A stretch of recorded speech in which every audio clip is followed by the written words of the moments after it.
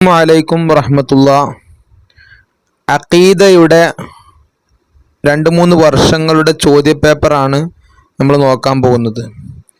5ാം ക്ലാസ്സിലെ അഖീദ വളരെ സിമ്പിളാണ്. കുറച്ച് മുൻവർഷങ്ങളിലെ ചോദ്യങ്ങൾ മാത്രം പഠിച്ചു പോയാൽ തന്നെ ഫുൾ മാർക്ക് നേടാം. ആവർത്തിച്ച് ചോദിക്കുന്ന ചോദ്യങ്ങൾ ഒരുപാടുണ്ട് അഖീദയിൽ. അതുകൊണ്ട് ഏതൊക്കെയാണ് ആവർത്തിച്ച് വരുന്ന ചോദ്യങ്ങൾ എന്ന് മനസ്സിലാക്കിയാൽ ഇൻഷാ അല്ലാഹ് നമുക്ക് നല്ല മാർക്ക് വാങ്ങാം. ഇപ്പോൾ 2025 ചോദ്യപേപ്പർ നമുക്ക് ആദ്യം നോക്കാം. യോജിച്ചവ എടുത്തെഴുതാനാണ്. എന്താ ഒന്നാമത്തെ ചോദ്യം? സുലുസുൽ ഖുർആൻ, ഖുർആനിൻ്റെ 1/3 ഭാഗം ഏതാണ്? സൂറത്ത് സൂറത്തുൽ ഇഖ്ലാസ്. അടുത്തത് സുബൈർ. ഇവിടെ എന്തൊക്കെയുണ്ട്? അൽ ഫാത്തിഹ, ഇബ്നു അബി വഖാസ്, ഇബ്നുൽ അവ്വാം, ബിനു സയ്യിദ് റളിയല്ലാഹു അൻഹു. ഏതാ ശരി? സുബൈർ ബിനുൽ അവ്വാം റളിയല്ലാഹു അൻഹു. അടുത്ത് സഈദ് ബിനു സയ്യിദ് റളിയല്ലാഹു അൻഹു. പിന്നെ ഉമ്മുൽ ഖുർആൻ ഫാത്തിഹ. അടുത്ത് സഅദ് ബിനു അബി വഖാസ് റളിയല്ലാഹു അൻഹു. അടുത്ത ശരി അടയാളപ്പെടുത്താനാണ്. ഭയങ്കരമായ ഒരു തീ പുറപ്പെടും. ഏതാണ് ഉത്തരം? മശ്രിഖിൽ, യമനിൽ, മഗ്രിബിൽ. ഏതാ ശരി? യമനിൽ നിന്നാണ് ഒരു തീ പുറപ്പെടുക. വിശ്വാസ കാര്യങ്ങൾ വിശദീകരിച്ചത് ആരാണ്? ഇമാം ഷാഫിഈ റളിയല്ലാഹു അൻഹു, ഇമാം മാലിക് റളിയല്ലാഹു അൻഹു, അബുൽ ഹസൻ അൽ അശ്അരി റളിയല്ലാഹു അൻഹു. ഈ വിശ്വാസ കാര്യങ്ങൾ ക്രോഡീകരിച്ച 2 ഇമാമിങ്ങളാണ്. ഒന്ന് അബുൽ ഹസൻ അൽ അശ്അരി റളിയല്ലാഹു അൻഹു, മറ്റൊന്ന് അബൂ മൻസൂരിൽ മാതുരിദി റളിയല്ലാഹു അൻഹു. ഏതാ ശരി ഉത്തരം? അബുൽ ഹസൻ അൽ അശ്അരി റളിയല്ലാഹു അൻഹു. അടുത്ത് ഭ്രമണപഥത്തിൽ നീന്തുന്നു. ഗോളങ്ങൾ, മത്സ്യങ്ങൾ, കപ്പലുകൾ. ഏതാണ്? ഗോളങ്ങൾ. 1-ാം പാഠത്തു നിന്നാണ് ചോദ്യം. അടുത്തത് മദ്യപാനം അനുവദനീയമാണെന്ന് പറയൽ. എന്താണ്? ഷിർക്ക്, റിദ്ദത്ത്, നിഫാഖ്. ഷിർക്ക് പറഞ്ഞാൽ ബഹുദൈവാരാധന, റിദ്ദത്ത് പറഞ്ഞാൽ ഇസ്ലാം എന്ന് പുറത്തു പോകുക, നിഫാഖ് പറഞ്ഞാൽ കപട വിശ്വാസം. ഏതാണ് ശരി? ഇസ്ലാം എന്ന് പുറത്തു പോകും അല്ലേ? ഒരു ഹറാമായ കാര്യം ഹലാലാണെന്ന് പറഞ്ഞാൽ. അടുത്തത് ഖുർആൻ ഓതിക്കൊണ്ടിരിക്കുമ്പോൾ വധിക്കപ്പെട്ടു. ഉമർ റളിയല്ലാഹു അൻഹു, മൂസ അലൈഹിസ്സലാം, ഉസ്മാൻ റളിയല്ലാഹു അൻഹു. എന്താണ് ശരി ഉത്തരം? ഉസ്മാൻ റളിയല്ലാഹു അൻഹു. അടുത്ത ഒറ്റവാക്കിൽ ഉത്തരം എഴുതാം. ഖുർആനും ഹദീസും സ്വന്തമായി വ്യാഖ്യാനിക്കുന്നവരാണ് ആരാണ്? ബിദ്അഇകൾ. ആരാണ്? ബിദ്അഇകൾ. ഇവിടെ നോക്കുക, ബിദ്അഇകൾ എന്ന് എഴുതുമ്പോൾ ശ്രദ്ധിക്കുക. ബിദ്അഇകൾ ഇങ്ങനെയാണ് ബിദ്അഇകൾ എന്ന് എഴുതേണ്ടത് കേട്ടോ. അക്ഷരത്തെറ്റ് വരുത്തരുത്. അടുത്ത ചോദ്യം, സൃഷ്ടികളിൽ സാധാരണയിൽ അറിയാത്തത് ഏതാണ്? ഗൈബ് അല്ലെ, അദൃശ്യം. അടുത്തത് അങ്ങേയറ്റത്തെ താഴ്മ ചെയ്യപ്പെടാൻ അർഹൻ ആരാണ്? അങ്ങേയറ്റത്തെ താഴ്മ ചെയ്യപ്പെടാൻ അർഹൻ ആരാണ്? അള്ളാഹു. ഖുർആനിന്റെ അവതരണാരംഭം എവിടെ വെച്ച്? ഖുർആൻ എവിടെ വെച്ചാണ് ആദ്യമായി അവതരിച്ചത്? ഇവിടെ നിങ്ങൾ 2-3 പോയിന്റ് പഠിക്കണം. 23 വർഷങ്ങളിലായിട്ടാണ് ഖുർആൻ അവതരിപ്പിക്കപ്പെട്ടത്. ആ വർഷം നിങ്ങൾ ഓർത്തു വെക്കുക. 23 വർഷം. അതായത് നബി സല്ലല്ലാഹു അലൈഹി വസല്ലം തങ്ങൾക്ക് നുബുവത്ത് കിട്ടിയത് 40 നബി തങ്ങൾ വഫാത്തായത് 63. അപ്പോൾ 63 40 കുറച്ചാൽ മതി. അപ്പോൾ എത്രയാണ്? 23. അടുത്തത് ഹിറാ ഗുഹയിൽ വെച്ച് സൂറത്തുൽ അലക്ക് ആദ്യം മുതൽ മാലം വ്യാലം വരെയുള്ള ആയത്തുകൾ കൊണ്ടായിരുന്നു അതിന്റെ അവതരണം. അപ്പോൾ 3 ചോദ്യങ്ങൾ ഇവിടുന്ന് വരുന്നുണ്ട്. ഒന്ന് എവിടെ വെച്ചായിരുന്നു? അതാണ് ഇപ്പോൾ നമ്മൾ കണ്ടത്. അത് ഹിറാ ഗുഹയിൽ വെച്ചാണ്. ഏത് സൂറത്താണ്? സൂറത്തുൽ അലക്കാണ്. എത്ര വർഷം കൊണ്ടാണ്? 23 വർഷം കൊണ്ടാണ്. ഈ 3 ചോദ്യവും പ്രത്യേകം നോട്ട് ചെയ്ത് പഠിക്കുക. അടുത്ത ചോദ്യം, പരലോകത്തേക്കുള്ള കൃഷിയിടമാണെന്ന് നബി സല്ലല്ലാഹു അലൈഹി വസല്ലം പറഞ്ഞു. ഏതാണ്? ദുനിയാവ് അല്ലെങ്കിൽ ഇഹലോകം. അദ്ദുനിയാ മസ്റഅത്തുൽ ആഖിറ അല്ലെ. അടുത്ത എണ്ണം എഴുതുക. സൂറത്ത് മക്കിയയുടെ എണ്ണം. ഇത് എല്ലാ പരീക്ഷയ്ക്കും ചോദിക്കുന്നുണ്ട് കേട്ടോ. സൂറത്ത് മക്കിയ, സൂറത്ത് മദനിയ എന്നൊക്കെ പറഞ്ഞിട്ട് ഇതെവിടെയാണ് അതിൻ്റെ ഉത്തരം? മൊത്തം ഖുർആനിലെ സൂറത്തുകളുടെ എണ്ണം 114 അല്ലെ. എല്ലാവർക്കും അറിയാം 114. ഉമ്മുൽ ഖുർആൻ, ഖുർആനിന്റെ മാതാവ് ഫാത്തിഹ. ഖൽബുൽ ഖുർആൻ, ഖുർആനിന്റെ ഹൃദയം യാസീൻ. തൗഹീദിന്റെ സൂറത്ത് സൂറത്തുൽ ഇഖ്ലാസ്. സൂറത്ത് മക്കയിൽ ഇറക്കപ്പെട്ടത്, ഹിജറക്ക് മുമ്പ് ഇറക്കപ്പെട്ടത് 86 കേട്ടോ. 86.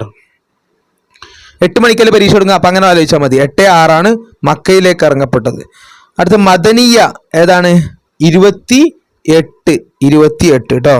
സൂറത്തു തഅദിലു സുലുസുൽ ഖുർആൻ സൂറത്തുൽ ഇഖ്ലാസ്. അപ്പോൾ മക്കയിലേക്ക് ഇറക്കപ്പെട്ടത് എത്രയാണ്? 86. പിന്നെ ഖുർആനിന് മുമ്പ് അവതരിപ്പിക്കപ്പെട്ട കിതാബുകൾ എത്രയാണ്? എത്രയാണ്? 3. സൂറത്ത് മദനിയ രണ്ടാണോ? 86 നമ്മൾ കണ്ടു, ബാക്കി 28. 86ഉം 28 114 കിട്ടൂലേ? കൂട്ടി നോക്ക്. അടുത്തത് പൂരിപ്പിക്കുക. ഇന്നാ ഡാഷ് അദ്ദിക്ര. അതായത് നമ്മൾ മനസ്സിലാക്കേണ്ടത് പൂരിപ്പിക്കുക എന്ന് പറഞ്ഞിട്ട് ചോദ്യങ്ങൾ ഒരുപാട് വരുന്നുണ്ട്. ഇപ്പൊ 2025 ഒരുപാട് പൂരിപ്പിക്കാനുള്ള ചോദ്യങ്ങൾ വന്നു, 3 എണ്ണം വന്നു.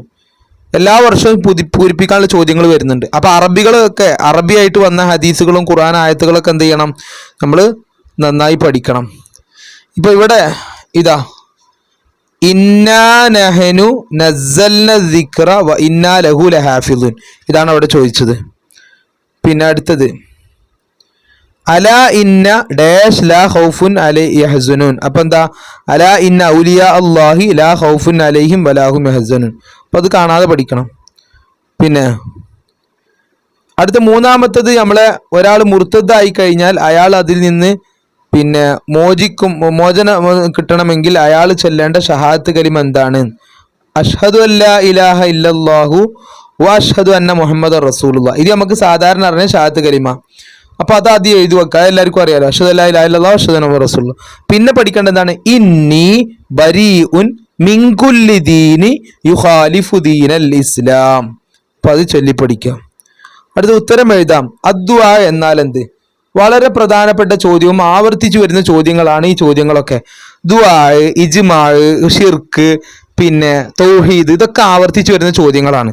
അപ്പൊ ദുആഇന്റെ നിർവചനം എന്താണ്? പ്രാർത്ഥന എന്താണ് ദുആ എന്ന് പിന്നെ നമ്മൾ പഠിച്ചിട്ടുണ്ടല്ലോ, അരക്കൊല്ല പരീക്ഷയ്ക്ക് നമ്മൾ പഠിച്ചതാണ്. അപ്പൊ ആ പാഠം നന്നായി നോക്കി വെക്കുക. ഇതാ എന്താണ്? ആരാധ്യനാണെന്ന വിശ്വാസത്തോടെ അള്ളാഹുവിനോട് നടത്തുന്ന സഹായാർത്ഥനയാണ് ദുആ, പ്രാർത്ഥന. ആരാധനയാണെന്ന വിശ്വാസത്തോടെ അള്ളാഹുവിനോട് നടത്തുന്ന സഹായാർത്ഥന. ഇവിടുന്ന് അങ്ങോട്ട് പഠിക്കാൻ എളുപ്പമാണ്, ഇവിടെ മാത്രമേ പഠിക്കണ്ടുള്ളൂ. ആരാധനയാണെന്ന വിശ്വാസത്തോടെ അള്ളാഹുവിനോട് നടത്തുന്ന സഹായാർത്ഥനയാണ് ദുആ. പഠിച്ചു. അടുത്തത് ഇസ്ലാമിന്റെ യഥാർത്ഥ മാർഗം ഏതാണ്? ആ പാഠത്തിന്റെ ഹെഡിങ് തന്നെ അഹ്ലുസ് സുന്നത്തി വൽ ജമാഅ. അടുത്ത ഇജ്മാ എന്നാൽ എന്ത്? ഇവിടെ നിങ്ങൾ ഇജ്മാ എന്നാൽ എന്ത്, സുന്നത്ത് എന്നാൽ എന്ത്, പിന്നെ അങ്ങനെ കുറേ കാര്യങ്ങൾ അവിടെ പഠിക്കാനുണ്ട്. അത് നന്നായി പഠിക്കണം. ആ പാഠം വളരെ വളരെ പ്രധാനപ്പെട്ട പാഠമാണ്. ഏത്? അഹ്ലുസ് സുന്നത്തി വൽ ജമാഅ എന്ന് പറയുന്ന പാഠം. ഇവിടെ പരീക്ഷയ്ക്ക് വന്ന ചോദ്യം ഇജ്മാ എന്നാൽ എന്ത്? എന്താ? ഒരു കാലഘട്ടത്തിലെ മുജ്തഹിദുകളായ പണ്ഡിതന്മാരുടെ ഏകാഭിപ്രായമാണ് ഇജ്മാ. അത് അങ്ങനെ തന്നെ പഠിക്കുക. ഒരു കാലഘട്ടത്തിലെ മുജ്തഹിദുകളായ പണ്ഡിതന്മാരുടെ ഏകാഭിപ്രായമാണ് ഇജ്മാ. ഇനി 2 ഇമാമിങ്ങളെ പേരിതാ. അബുൽ ഹസൻ അഷ്അരി എന്നവരും ഇമാം അബൂ മൻസൂറിൽ മാതുരിദി റളിയല്ലാഹു അൻഹു. പിന്നെ 4 മദ്ഹബിന്റെ ഇമാമിങ്ങളെ പേര് അത് ഓർത്തു പോകണം. ഇമാം അബൂ ഹനീഫ റളിയല്ലാഹു അൻഹു, ഇമാം മാലിക് റളിയല്ലാഹു അൻഹു, ഇമാം ഷാഫി റളിയല്ലാഹു അൻഹു, ഇമാം അഹ്മദ് ബിൻ ഹംബൽ റളിയല്ലാഹു അൻഹു. പിന്നെ ആരാണ് ബിദായികൾ? പ്രമാണങ്ങൾ സ്വന്തമായി വ്യാഖ്യാനിക്കുന്നവർ, അത് പിൻപറ്റുകയും ചെയ്യുന്നവരാണ് ബിദായികൾ. പിന്നെ എന്താണ്? ഖുർആനും സുന്നത്തും മാത്രമേ സ്വീകരിക്കൂ എന്ന് പറയുന്നത് അപകടകരമാണ്. മരണാനന്തരം മഹാത്മാക്കൾ അള്ളാഹു നൽകിയ പ്രത്യേകതകൾ നിഷേധിക്കുക, ജുമയുടെ 1ാമത്തെ ബാങ്ക് അനാചാരമാണെന്ന് പറയുക, 20 റക്അത്ത് തറാവീനെയും സുബഹിലെ കുനൂത്തിനെയും അനാചാരമാക്കുക, സ്വലാത്തും ദിക്റും കൂട്ടമായി ചൊല്ലുന്നത് തള്ളിപ്പറയുക, ഖുർആനും ഹദീസും സ്വന്തമായി വ്യാഖ്യാനിക്കുക തുടങ്ങിയവ മുബത്തദികളുടെ ചില അടയാളങ്ങളാണ്. അപ്പോൾ പുത്തനാശയക്കാരുടെ അടയാളങ്ങൾ എന്താണെന്ന് ചോദിച്ചാൽ അതിൻ്റെ ഉത്തരമാണ് ആ പറഞ്ഞത്. അടുത്തത്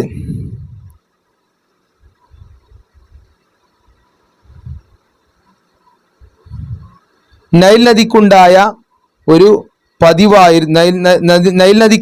പതിവായിരുന്നു ഏത്?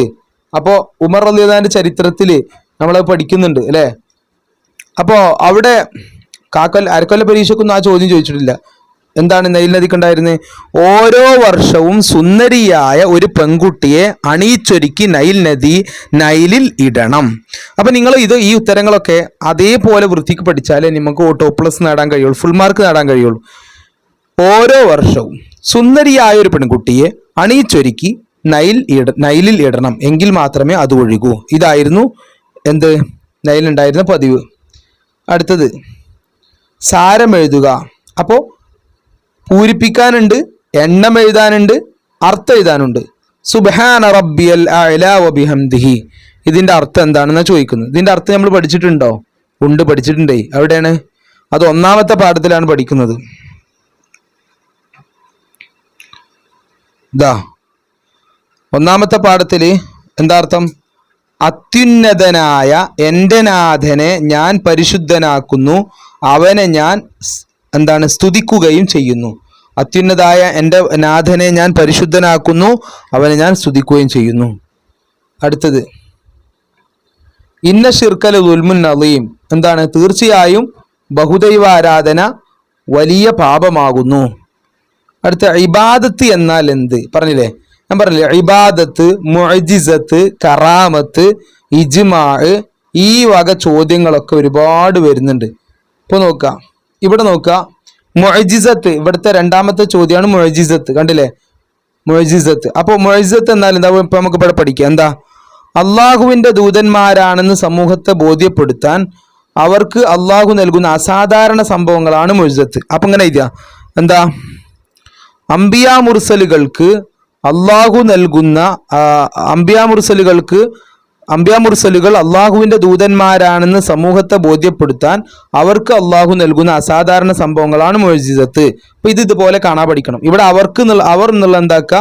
അംബിയാ മുർസലുകൾ എന്നാക്കുക. അപ്പൊ അംബിയാ മുർസലുകൾ അള്ളാഹുവിന്റെ ദൂതന്മാരാണെന്ന് സമൂഹത്തെ ബോധ്യപ്പെടുത്താൻ അവർക്ക് അള്ളാഹു നൽകുന്ന അസാധാരണ സംഭവങ്ങളാണ് മുഅ്ജിസത്ത്. അപ്പൊ അത് പഠിച്ചു. ഈ ഇബാദത്ത് എന്നാൽ എന്ത്? ഈ ഇബാദത്ത് എന്നാൽ എന്ത് എന്ന് പറയുന്ന ആ പഠിക്കുന്ന പാഠത്തിലാണ് നമുക്ക് തൗഹീദ് എന്നാൽ എന്ത് പഠിക്കാനും, അതുപോലെ തന്നെ ഷിർക്ക് എന്താണെന്ന് പഠിക്കാനും, ഇങ്ങനെ കുറച്ച് നിർവചനങ്ങൾ നമുക്ക് അവിടെ പഠിക്കാനുണ്ട്. അപ്പൊ നോക്കുക, നിങ്ങൾ ഇവിടെ തൗഹീദ് എന്താണെന്ന് പറയുന്നുണ്ട്. അള്ളാഹു ദാത്തിലും സിഫാത്തിലും അഫ്ആലിലും ഏകനാണ്. ഈ വിശ്വാസത്തിന് തൗഹീദ് എന്ന് പറയുന്നു. ഇതതിൻ്റെ അർത്ഥമാണ്. ദാത്ത് പറഞ്ഞ സത്തയില്, സിഫാത്ത് പറഞ്ഞ വിശേഷണത്തില്, അഫ്ആല് പറഞ്ഞ പ്രവൃത്തിയില്. അപ്പൊ 3 പോയിന്റ് അവിടെ പഠിക്കുന്നുണ്ട്. അള്ളാഹു ദാത്തിലും സിഫാത്തിലും അഫ്ആലിലും ഏകനാണ്. ഈ വിശ്വാസത്തിനാണ് തൗഹീദ് എന്ന് പറയുന്നത്. അവിടെ നമ്മൾ പഠിക്കേണ്ട മറ്റൊരു കാര്യമാണ്, ഈ തൗഹീദിന്റെ ഓപ്പോസിറ്റ് ആണ് ഷിർക്ക്.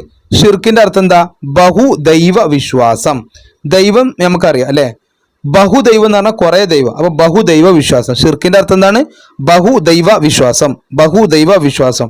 മറ്റേതോ ഏകദൈവ വിശ്വാസം. തൗഹീദിന്റെ അർത്ഥം എന്താണ്? ഞാൻ ഇങ്ങനെ പറയാൻ കാരണം തൗഹീദിന്റെ വാക്കർത്ഥം എഴുതാൻ വന്നിട്ടുണ്ട് ഒരു തവണ പരീക്ഷയ്ക്ക്. അപ്പൊ തൗഹീദ് പറഞ്ഞാൽ എന്താ? ഏകദൈവ വിശ്വാസം. രണ്ടും ദൈവവിശ്വാസം തന്നെ. ഒന്ന് ഏകാണ്, മറ്റേ ബഹുവാണ്. അത്ര ട്രിക്ക് മനസ്സിലാക്കിയാൽ മതി. ഷിർക്കാകുമ്പോൾ ബഹുവാകും, തൗഹീദാകുമ്പോൾ ഏകാകും. അടുത്തത് മുസ്ലിങ്ങളായി നാം അവനല്ലാതെ ഇബാദത്തിന് അർഹനായി മറ്റൊരാളുണ്ടെന്ന് വിശ്വാസമാണ് ഷിർക്ക്. എന്താണ്? അള്ളാഹു അല്ലാതെ ഇബാദത്തിന് അർഹനായി മറ്റൊരാളുണ്ടെന്ന വിശ്വാസമാണ് ഷിർക്ക്. അവനല്ലാതെ എന്നുള്ള എന്താക്കണം? അള്ളാഹു അല്ലാതെ. അപ്പൊ അള്ളാഹു അല്ലാതെ ഇബാദത്തിന് അർഹനായി മറ്റൊരാളുണ്ടെന്ന വിശ്വാസമാണ് ഷിർക്ക്. ഇനി നമ്മൾ ഇബാദത്തിന്റെ അർത്ഥം പഠിക്കുക. എന്താ ഇബാദത്ത് പറഞ്ഞാൽ? അങ്ങേയറ്റം ആദരവും ഭയഭക്തിയും ഉൾക്കൊണ്ട പരമാവധി താഴ്മ ചെയ്യലാണ് ഇബാദത്ത്, ആരാധന. അപ്പൊ അത് പഠിക്കുക. അങ്ങേയറ്റം ആദരവും ഭയഭക്തിയും ഉൾക്കൊണ്ട പരമാവധി താഴ്മ ചെയ്യലാണ് ഇബാദത്ത്.